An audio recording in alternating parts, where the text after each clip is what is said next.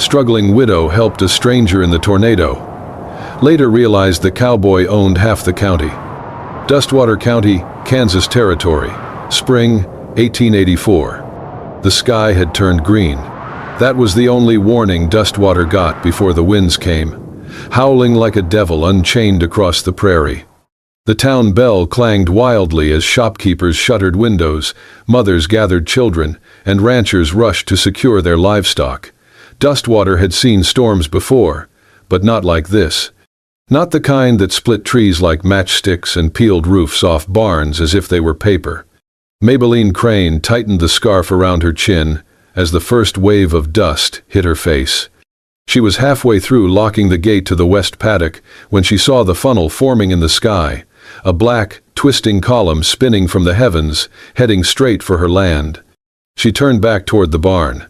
"Come on, Daisy," she cried, yanking on the rope tied to her mare. The horse reared, terrified, but Maybelline held firm, dragging the animal toward the half-collapsed stable. Wind tore at her skirts, pulled her hair loose from its braid. She was almost there when she saw him. Lying face down near the broken fence line was a man, tall, broad-shouldered, unmoving. Blood trickled from a gash on his forehead, staining the dirt below. His coat flapped wildly in the wind, and one boot had come halfway off. Maybelline blinked, thinking it a hallucination. But then the dust shifted, and she saw his chest rise and fall. He was alive. "Lord Almighty," she muttered. The wind shrieked louder now. The funnel cloud was closer, devouring everything in its path. She had seconds to choose, the mare or the man. "Sorry, girl," she whispered, slapping Daisy on the hindquarters. The mare bolted toward the grove of trees behind the house. Maybelline ran to the stranger. He was heavy, dead weight, taller than her by at least a head, but she crouched low, hooked her arms under his shoulders, and began to drag. "Hang on," she hissed through gritted teeth, legs burning as she fought the pull of the storm. "You picked a hell of a day to drop from the sky." She pulled him across the yard, past the swinging gate, through the broken cellar door, and into the storm shelter. She slammed the door shut just as the wind screamed like a banshee outside, rattling the hinges and shoving against the frame like it wanted in. Inside the cellar, the only light came from a single oil lamp flickering in the corner. Maybelline collapsed beside the man, panting, her face streaked with mud and sweat. The stranger was unconscious, his face pale under the dirt. She fumbled for her canteen, uncorked it, and trickled a few drops onto his cracked lips. He stirred, his eyes fluttered open, blue, distant, confused. "Hey," she said softly, "you are safe now, do you hear me?" He tried to sit up, winced, and dropped back. "You have a nasty bump on your head, I would not move if I were you." He stared at the ceiling, then turned to her, trying to focus. "Where?" His voice was raw. "Where am I?" "Dustwater County," she said. "You were lying in my yard. Can you remember what happened?" His brow furrowed. His lips moved. Then, barely audible, he whispered, "Colt McCrae." The name meant nothing to her, but the way he said it, like it carried the weight of something lost, sent a chill down her spine. She leaned closer. "Is that your name?" He nodded weakly before slipping back into unconsciousness. Maybelline sat beside him, staring at the storm door as wind howled outside. "Colt McCrae," she whispered to the dark. "Well, mister, you better live long enough to tell me who the hell you are." Dustwater County, days after the storm. The road to town was gone. The tornado had ripped a scar through the land, tearing up fences, uprooting trees, and leaving the only bridge to Dustwater half submerged in floodwater. For the time being, Maybelline Crane and the man she had dragged from death were on their own. He woke on the second morning, still disoriented, still pale, but breathing easier. She sat by the fire with a pot of coffee warming and a revolver within reach. Trust had never come easy, not after everything she had lost. His eyes opened slowly. He stared at the low-beamed ceiling, blinking at the unfamiliar space. She stood and approached with careful steps. "You are awake," she said, setting the mug aside. "You had a fever yesterday, but it broke." He turned to her, confused. Where am I? My place, she answered plainly. Just outside Dustwater. He tried to sit up, grimaced, and leaned back again. What happened? I found you in my yard during the storm, head bleeding, half dead.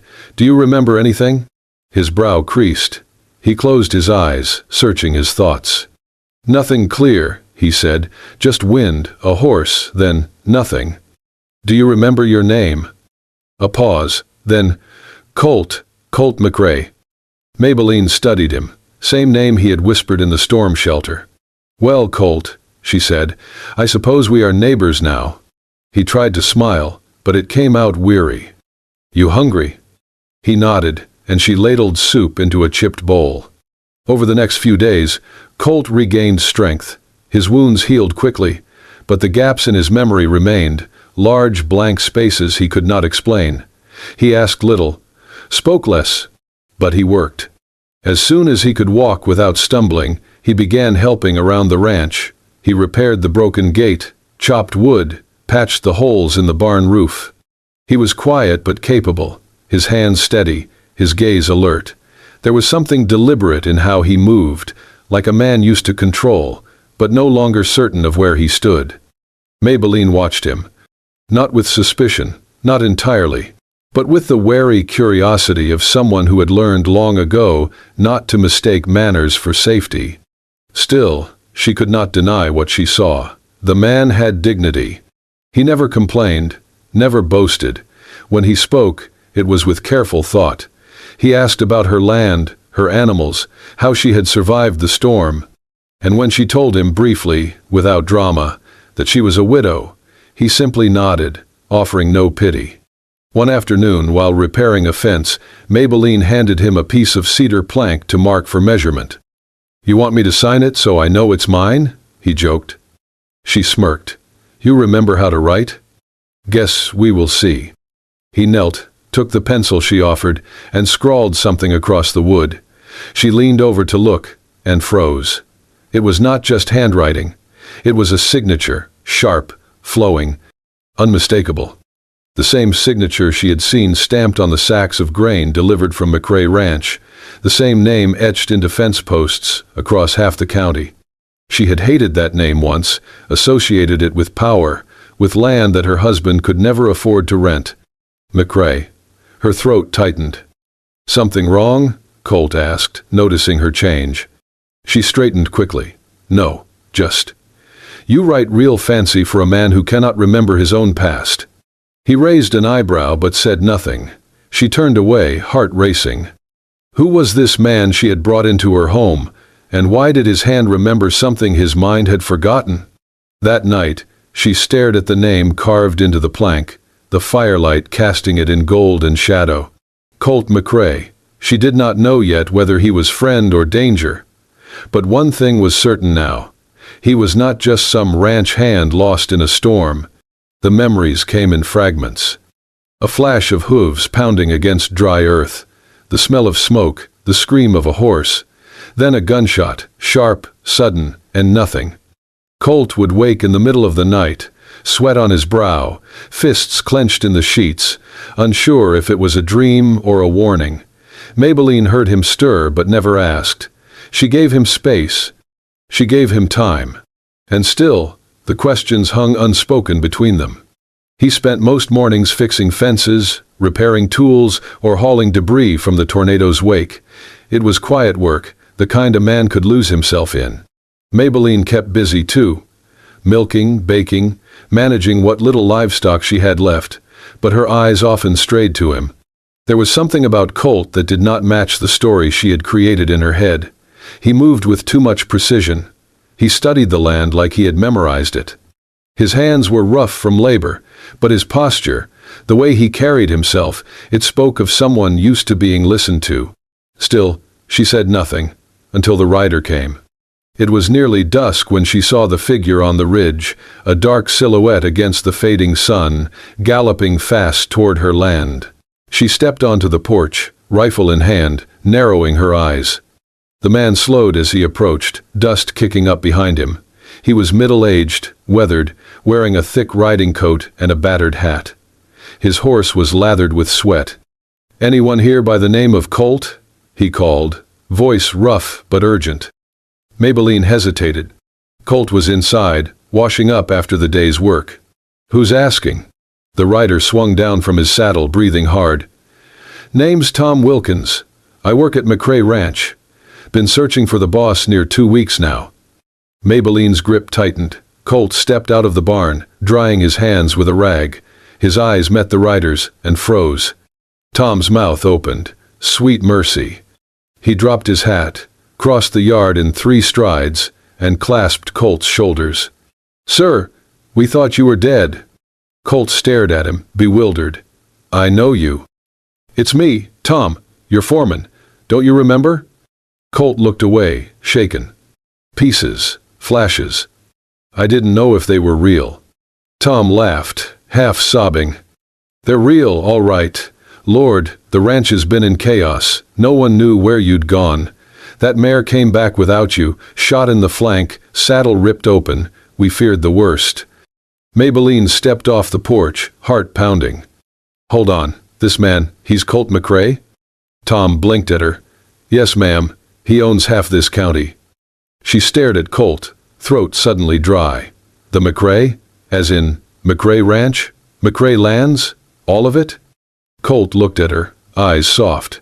"I didn't know. Not for sure. Not until now." She took a step back, the truth settling like a stone in her chest. She had saved the man who owned the land beneath her feet, the man her late husband used to curse whenever rent came due, the man who, if he wished, could buy out every acre within 100 miles. And she had made him soup, let him sleep under her roof, watched him split fence posts like any ranch hand. Colt took a slow step toward her. "I am sorry I did not tell you. I truly did not remember." She nodded, still reeling. He looked down, then back up at her, voice low. "You helped me when I had nothing. When I was no one. You saw a man bleeding in your yard and chose to pull him out of the storm." She said nothing. Colt's gaze didn't waver.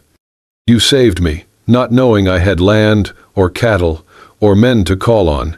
You saved me as I was." He stepped closer. "And that, Maybelline, is worth more than every acre I own." The carriage ride to McRae Ranch was silent. Colt had insisted, gently, firmly, that Maybelline come stay at the estate while her house was being repaired. "It is the least I can do," he said. "You should not spend another night patching holes with burlap and hope." She had hesitated, pride rising like a wall inside her. But the truth was plain. Her home was broken, her pantry nearly empty, and she had nowhere else to go. Still, she was not prepared for what waited beyond the wrought iron gates. McRae Ranch was not a ranch. It was a kingdom. The long gravel road led to a massive house with wraparound porches, 2 chimneys puffing soft smoke, and grand columns like something out of a southern novel.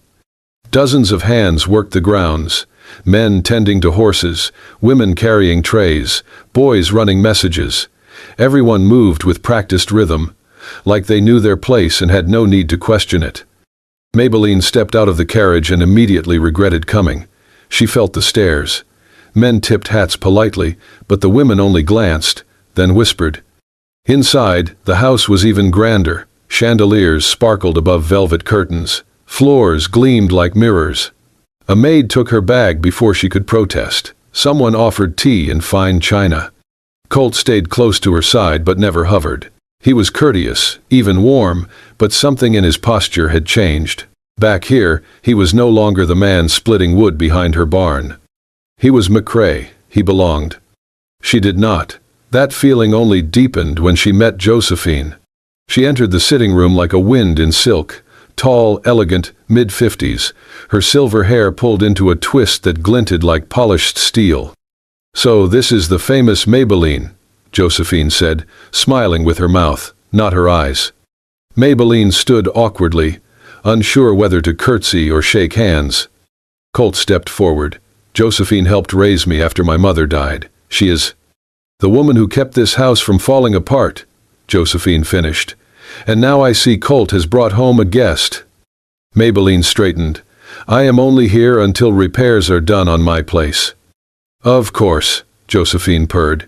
"And what a kind thing it is to host those in need." The words felt clean, but they cut. Colt's jaw tensed. "She saved my life, Josephine. She is not a guest, she is family." Maybelline blinked at him. Josephine only smiled again, then sipped her tea without blinking.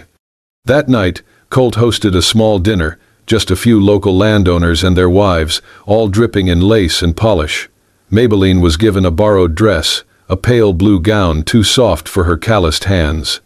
She sat beside Colt, quiet as the table clinked and laughed. They talked of cattle prices, of weather patterns, of investments. No one asked her anything. Until one woman, young and sharp-eyed, leaned across the table with a coy grin. "So, Miss Crane, what is it that you do, other than rescuing unconscious millionaires in storms?" The table chuckled. Maybelline smiled tightly. "I run a farm, milk my own cow, grow what I can, and clean what no one else will." The woman tilted her head. "How quaint." Then, like venom dressed in velvet, she added, "Some folks are born to lead, others to scrub." The words landed like a slap. Colt's fork stopped mid-air. Maybelline stood, calmly but with fire in her spine. "You are right," she said. "I scrub, I fix, I break my back to live, and when a man fell in my yard bleeding, I did not ask how much land he owned before saving him." Silence fell. She looked at Colt, who was already rising from his chair. "You do not need to stay," he said quietly. But Maybelline was already walking out, back straight, heart pounding, knowing full well that dirt under the nails was no shame when the soul was clean. The note arrived without a name, tucked beneath her breakfast plate. The handwriting was neat, deliberate. No flourishes, no warmth. "Leave now. Dustwater does not welcome parasites. Stay away from Colt McRae while you still can." Maybelline stared at the words, her fingers curling around the paper until it crumpled. Her appetite vanished. She rose from the table, eyes scanning the polished dining room. No one met her gaze. The days at McRae Ranch had grown colder, not in weather, but in air. Whispers followed her down corridors. Polite smiles came a second too late. And Josephine, with her impeccable posture and steel eyes, had stopped pretending to care. Colt noticed. "You seem quieter," he said one morning as they walked the paddock. "I'm being watched," she replied. He stopped, his expression tightening. "By who?" "I do not know, but someone wants me gone." That same afternoon, Colt called for the ranch books, the ledgers his father once kept under lock and key. He had avoided them for years, too busy riding fence lines and wrangling cattle to dig through numbers. But now, something felt off. The pages did not add up. Missing funds, duplicate purchases, land taxes paid to counties they did not border. "What the hell is this?" he muttered, flipping faster. He brought the books to the study, Maybelline trailing behind. "You understand numbers better than I do," he said, laying them out. "Tell me if I am imagining this." They worked through the night. Maybelline made columns of inconsistencies, circled figures that did not match receipts. What emerged was a pattern, subtle, spread out over years, but consistent. Someone was bleeding the estate from the inside. At the center of it all was one name, Emmett Kessler. He had been foreman for over a decade, promoted after Colt's father passed, the kind of man who smiled wide and bowed to power, always present, but never questioned. His initials were on every document that did not match. By dawn, Colt's face was grim. "We need proof," he said. Proof came sooner than expected. 3 days later, Josephine invited Maybelline to tea. The gesture was unexpected, unsettling, like a fox setting the table for a hen. Still, Maybelline went. She wore no jewelry, no silk, just her best cotton dress and a quiet wariness. The parlor was sunlit, the tea already steeped. Josephine poured with grace, never looking her in the eye. "You must be tired," she said. "Living under a roof not yours, having every eye upon you." Maybelline sipped carefully. "I am used to that. Life does not always offer comfort. Josephine's smile thinned. Perhaps not, but it offers place. Some women know theirs. Maybelline set her cup down. I am not here to climb ladders or chase titles. I saved a man's life, that is all. Josephine stirred her tea. Some would say, too much has already been saved. The words were still hanging when Maybelline's stomach lurched. A heat crept up her neck. Her hands began to tremble. The room tilted, not sharply, but enough to make her blink hard. She reached for the table, knocked over the saucer. Josephine did not move. The door burst open. Colt rushed in, eyes darting to Maybelline, then the untouched cup in Josephine's hand. What happened? Maybelline tried to speak but only managed a breathless whisper.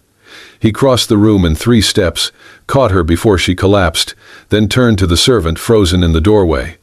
Get the doctor, he barked. Then, lifting the teacup, voice shaking with fury. Who touched her tea? Josephine rose slowly, elegant as ever. You invited danger into our home, Colt. Do not be surprised when danger answers. He glared at her. If she dies, you are coming with me to the gallows. Maybelline's head slumped against his shoulder. His heart pounded like a war drum. No more doubt. Someone wanted her gone, not with whispers, but with poison. The days after the poisoning passed in a blur of whispered apologies, guarded glances, and long silences. Colt kept Maybelline close, refusing to leave her side until her color returned, until the tremble in her hands had faded and her voice grew steady again. He brought her broth with his own hands, sat with her while she slept. When she stirred in the night, his voice was always there, low, grounding, as if to remind her she was not alone. You should have sent me away, she told him once, curled beneath a wool blanket by the hearth. He shook his head. I would have torn this house down brick by brick before letting you walk out of it. As her strength returned, so did her spirit.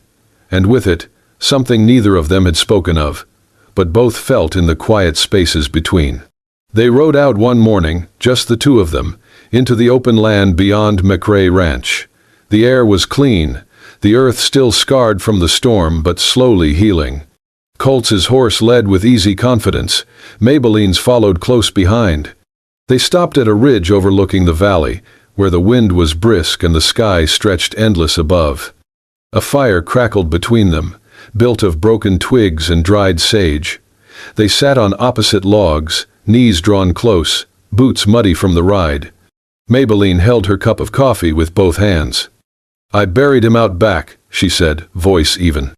Next to the peach tree we planted our first summer. Colt looked at her. My husband, she added. He was stubborn, thought he could fix the harvester himself. It crushed his leg. He died 2 days later from the fever. I am sorry. She nodded. So was I. For a long time. He waited. I stayed because I did not want to run. I told myself I would keep the land going, for him. But sometimes I wonder if I stayed because it was the only thing that did not leave me. Colt tossed a twig into the fire. Everyone stays for something. She turned to him. And you? Why do you stay here? In that big house, surrounded by people who want your name but not your heart? He stared into the flames. The wind tugged at his coat. My father was a tyrant, he said finally. Never raised his voice, never raised his hand. But he raised expectations so high, I stopped being a son and became an heir. Maybelline's breath caught. I learned to ride before I could read. I was managing men twice my age at 16. I could quote cattle prices faster than I could name a single friend. He shaped me into something useful, not loved, just useful. Maybelline moved closer to the fire, her knees nearly touching his. Maybe we both forgot what it feels like, she said softly. To be chosen, not because of duty or habit or debt, but because someone sees you and stays. Colt looked at her then, really looked. The flames danced in her eyes, casting gold across her face, the wind lifting strands of her hair in wild rhythm. He leaned forward, voice quiet as breath. You did not just save my life, Maybelline, he said. You saved the part of me I thought had burned out long ago. She stared at him, her heart suddenly louder than the wind. The part of me that still believes in more than land, more than legacy. The part that aches to feel something true. He reached across the space between them, took her hand gently in his. She did not pull away. The storm had quieted, but the danger had not passed. Rumors began to churn across Dustwater like dust in a dry wind. Whispers that Colt McCrae had gone soft, that his mind had cracked after the tornado, that his judgment could no longer be trusted. Some said he had nearly died and come back different. Others claimed the stranger in his house, the widow, had sunk her claws deep into the family fortune. At the center of it all was Emmett Kessler. The longtime foreman had stayed quiet in recent weeks, but his influence moved like poison beneath the surface. He filed petitions, sent letters to the county council, and stirred old board members who once swore loyalty to Colt's father. He submitted forged evaluations and a signed statement from a distant cousin claiming Colt had exhibited erratic behavior and signs of delusion. It was enough. Colt was summoned before the county council, 5 men in stiff collars who oversaw land rights and inheritances. If Emmett proved that Colt was mentally unfit to manage his holdings, the council could remove him from authority and place the estate under external stewardship, a polite phrase for takeover. The hearing was set for Thursday. Maybelline found the proof on Wednesday. She had been combing through old storage records in the barn, tracing grain shipments that had never arrived, tax receipts that had been doctored. The math was a mess, until she noticed something out of place in the far corner of the tack room. A crate, half covered in moldy canvas. Inside it, she found a rusted ledger, wrapped in oilskin. Tucked within its pages was a folded land contract, bearing Colt's forged signature. The deal transferred 30 acres of prime McRae land to a shell company, one that Emmett controlled. The signature was close, but Maybelline had seen Colt sign his name with clarity. This was not his hand. She brought the ledger straight to Colt. "I have seen this trick before," she said. "My late husband lost half a season's harvest to a fake buyer who forged a note just like this." Colt read the page in silence, then looked up.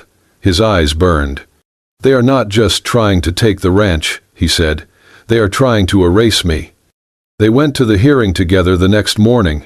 The room was full. Councilmen sat behind a long oak table. Emmett stood to the side, arms folded smugly, flanked by lawyers in pressed suits. Josephine sat in the front row, lips tight. Colt entered wearing a dark coat and no smile. At his side, Maybelline in her plain dress and boots, holding the ledger close. The accusations were read aloud. Colt listened without interrupting. Claims of instability, erratic behavior, dangerous impulsivity. They brought up the days he had gone missing, his bizarre choice to take in a stranger, the mismanaged funds. Then Colt stood. "Is it strange," he said, "that I trusted the woman who saved my life more than the men who lined their pockets with my land?" A few murmurs. He gestured to Maybelline, who stepped forward, placed the forged deed on the table. "This document was hidden in a barn stall.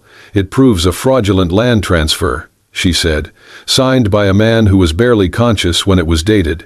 The beneficiary? A company managed by Emmett Kessler." The council examined the pages. One leaned back, frowning deeply. Emmett paled.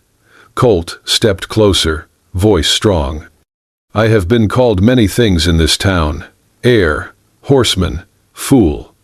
But if you believe my name is worth less than a lie dressed in paperwork, I will walk away from it all." He turned, took Maybelline's hand in his. "But if there is still honor in this county, then know this. The woman beside me has more integrity in her calloused hands than any man who has ever sat at this table." Silence hung. Then, slowly, one councilman nodded, another followed. The vote was cast. Colt McCrae would remain the rightful owner of McCrae Ranch. Emmett was escorted out in silence, his smirk gone. Josephine said nothing, just stood, gathered her gloves, and left the hall. Maybelline squeezed Colt's hand. They had not just defended land, they had reclaimed truth. The gavel fell, and with it, so did the last shadow of the storm.